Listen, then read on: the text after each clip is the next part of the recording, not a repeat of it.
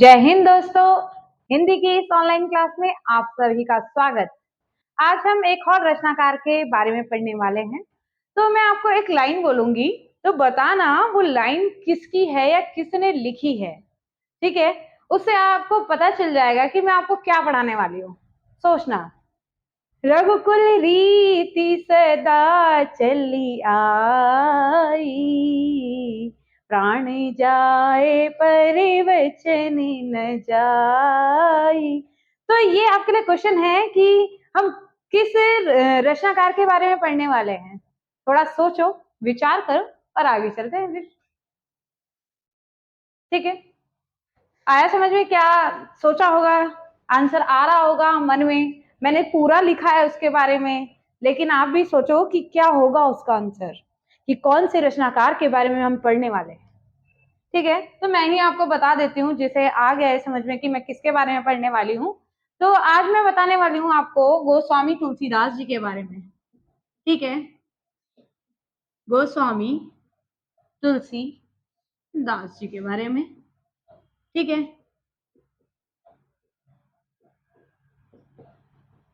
ठीक है। इनका जन्म हमारा कहाँ पे हुआ है? तो उत्तर प्रदेश, चलिए आप, बांदा जिले में 1532 में इनका जन्म हो जाता है। ठीक है, 1532 में उत्तर प्रदेश के बांदा जिले में तुलसीदास जी का जन्म हुआ था। इनके पिता का नाम आत्माराम दुबे है और माँ का नाम, जो माता जी है हमारी, तुलसी देवी जी हैं। ठीक है, जन्म समझ में आ गया। 1532 में इनका जन्म हुआ। कहाँ हुआ? यूपी के बांदा जिले में हुआ।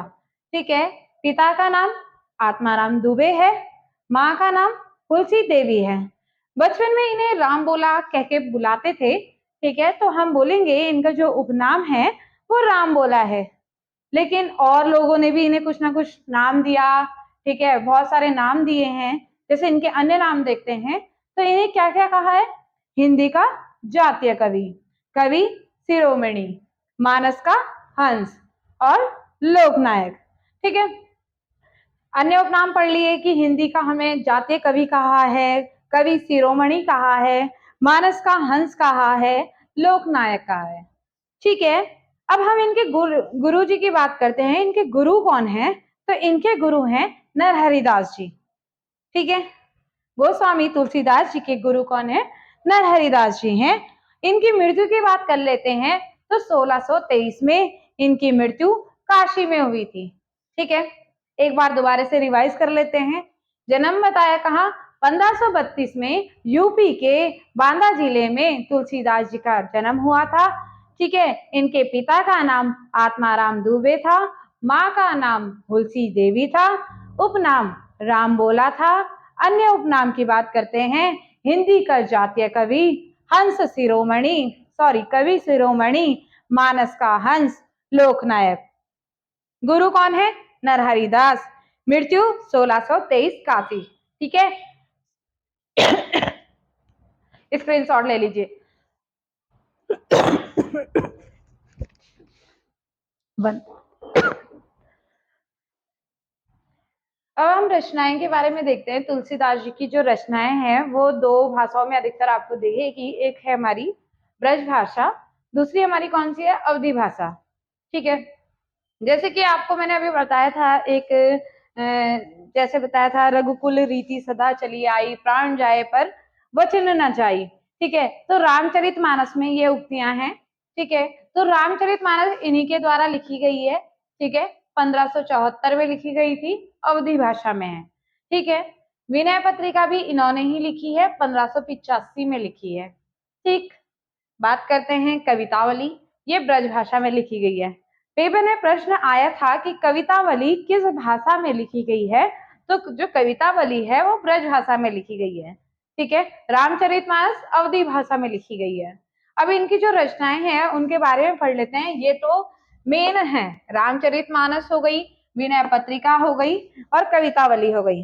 ठीक है, ये भी इम्पोर्टेंट है, लेकिन ज्यादातर ये पूछी गई है, इसलिए इनमें ज्यादा फोकस किया गया है। ठीक है, तो रचनाएं पहली है हमारी, मतलब इन्हें पढ़ने के बाद वैराग्य संदीपनी, फिर है बरवे रामायण, पार्वती मंगल, जानकी मंगल, दोहावली, गीतावली, नहछु, सतसई, श्री कृष्ण गीतावली, झुलना, रामलला। ठीक है, इतना समझ में आया? दोबारा से दोहराएंगे।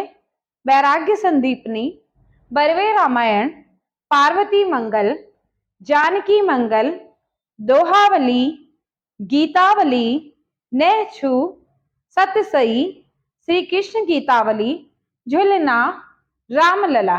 ठीक है, ये प्रमुख रचनाएं किसकी हैं? हमारी तुलसीदास जी की हैं। एक बार हम इसे रिवाइज कर लेते हैं पूरे को कि इनका जन्म जो हुआ था 1532 में उत्तर प्रदेश के बांदा गांव में हुआ था। ठीक है, बांदा जिले में हुआ था। पिता कौन है? आत्माराम दुबे। माता कौन है? तुलसी देवी। उपनाम राम बोला। अन्य उपनाम हिंदी का जातीय कवि, कवि शिरोमणि, मानस का हंस, लोकनायक। गुरु कौन है? हमारे नरहरि दास। मृत्यु कब हुई थी? 1623 काशी में। ठीक है, रचनाएं की बात कर लेते हैं। ब्रजभाषा और अवधी में इनकी रचनाएं मिलेंगी आपको। सबसे पहली रचना रामचरितमानस में चले जाएंगे, अवधी भाषा में लिखित है, 1574 में लिखी। विनय पत्रिका 1585 में लिखी। कवितावली ब्रज भाषा में लिखी गई है। ठीक है, रचनाएं और भी हैं, वैराग्य संदीपनी, बरवे रामायण, पार्वती मंगल, जानकी मंगल, दोहावली, गीतावली, नैछु, सतसई, श्री कृष्ण गीतावली, झुलना, रामलला। ठीक है, देखो आप जो याद कर सकते हैं, देखो पार्वती मंगल याद कर सकते हैं, जानकी का मतलब सीता जी हो गया, जानकी मंगल याद कर सकते हैं। दोहे आपको पता है कि हमारे दोहे गोस्वामी तुलसीदास जी द्वारा गाए जाते हैं, तो दोहावली याद कर सकते हैं। राम जी का उसमें बताया गया तो राम ललना याद कर सकते हैं। तो आप थोड़ा थोड़ा करके धीरे धीरे करके आपको ये याद हो जाएगा, तो आप इसे पढ़ लीजिएगा। आज की क्लास यहीं पे पूरी होते हुए कल मैं आपको कुछ नया पढ़ाऊंगी। ठीक है, धन्यवाद।